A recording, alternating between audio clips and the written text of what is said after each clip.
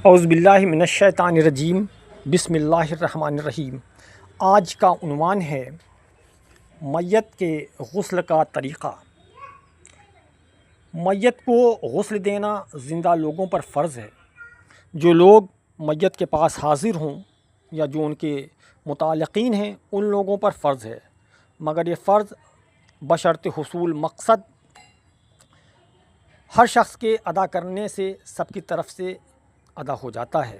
اور مسنون طریقہ ہے کہ اول تختہ پاک کرے، ایسی جگہ رکھیں کہ پانی قرار نہ پائے یعنی ٹھہرے نہیں، اور جلد رواں ہو جائے یعنی بہہ جائے۔ افضل طریقہ یہ ہے کہ ایک گڑھا شرقاً غرباً یا شمالاً جنوباً کر کے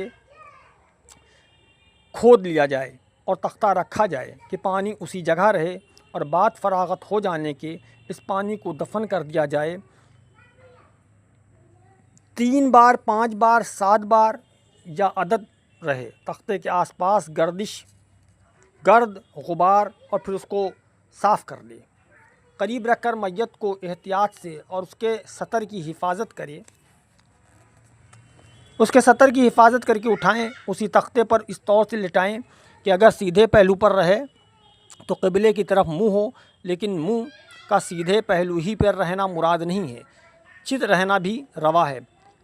افضل طریقہ یہ ہے کہ میت کو اٹھانے اور تختے پر لٹانے کے وقت بسم اللہ علی سنت رسول اللہ، بسم اللہ علی سنت رسول اللہ صلی اللہ علیہ وآلہ وسلم پڑھنا سنت ہے۔ غسل دینے والا اور اس کے معاون یعنی مددگار اگر باوضو ہوں تو بہتر ہے۔ میت کو تختے پر لٹانے کے بعد اس کا لباس علیحدہ کر کے ناف سے زانوں تک ایک پاک کپڑا ڈال دینا چاہیے، اور میت کا سر کھلنے سے احتراز لازم ہے۔ میت کے بند کھولنے کے لیے الٹا پاؤں میت کے سیدھے پاؤں پر رکھ کر ایک آدمی اپنے ہاتھوں پر میت کی کمر لے کر کسی قدر بلند کرے، اس طور سے کہ سیدھی کروٹ پر رہے، وہ اس کا محرم ہو۔ اپنے ہاتھ میں ڈھیلے لے کر استنجا کرائے۔ اگر ڈھیلے پر پانی یا وقتہ کچھ معلوم ہو تو ڈھیلوں سے یہاں تک استنجا کرائے کہ ڈھیلوں پر کچھ معلوم نہ ہو۔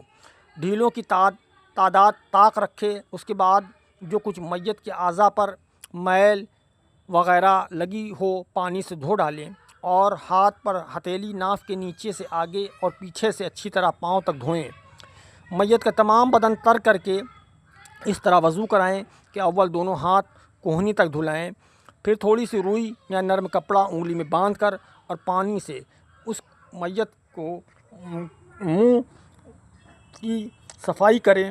وسعت موافق 3 بار صاف کریں، اور ہر بار صاف نہ ہوا ہو تو اندازہ لگائیں۔ بعد اس کے ناک کا سیدھا سوراخ پھر الٹا سوراخ اسے صاف کریں۔ اس کے بعد ماتھے کے بالوں کی جڑوں سے تھوڑی تک اور گدیوں تک 3 بار دھلانا چاہیے، اور اس کے بعد سیدھا پھر الٹا ہاتھ کوہنی تک 3 بار دھوئیں، اور تمام سر کا مسح کر کے مثل ترتیب وضو دونوں کانوں کا گردن تک مسح کریں۔ میت کے منہ دھونے اور سر کا مسح کرتے وقت دوسرے اور سر کے بالوں کو لعاب، گل ختمی یا پسے ہوئے بیری کے پتوں سے دھونا چاہیے، اور اگر یہ اشیاء نہ ہوں تو خالی پانی کافی ہے۔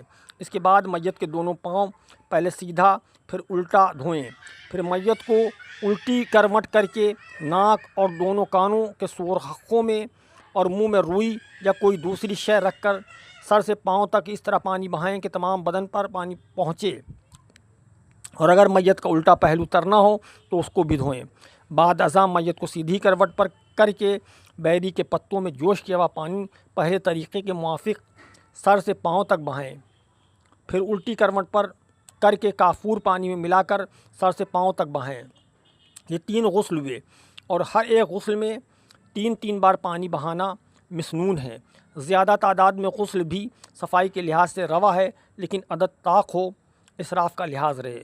غسل کے ہر کام میں بسم اللہ ولا ملت رسول اللہ، بسم اللہ وعلی سنت رسول اللہ، غفرانک ربنا والیک المصیر، غفرانک یا رحمان پڑھنا سنت ہے۔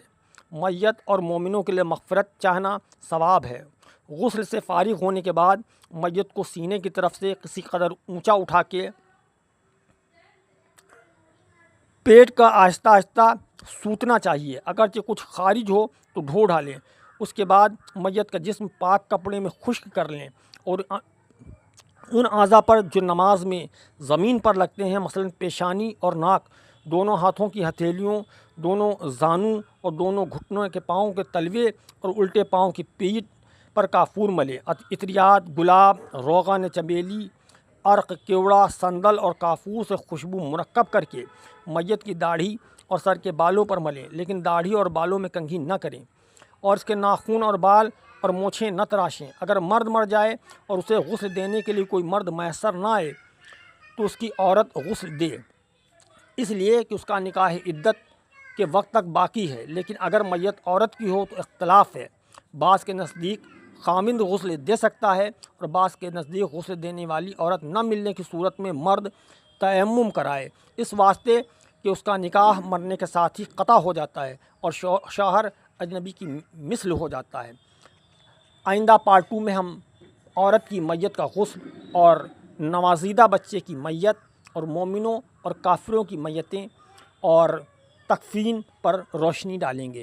وآخر دعوانا ان الحمدللہ رب العالمین۔ الصلاۃ والسلام علیکہ یا سید المرسلین شفیع المذنبین، صلی اللہ علی خیر خلقہ نور عرشہ زینت فرشہ محمد وآلہ واصحابہ وازواجہ وذریاتہ واہل بیتہ واحبابہ اجمعین برحمتک یا ارحم الراحمین۔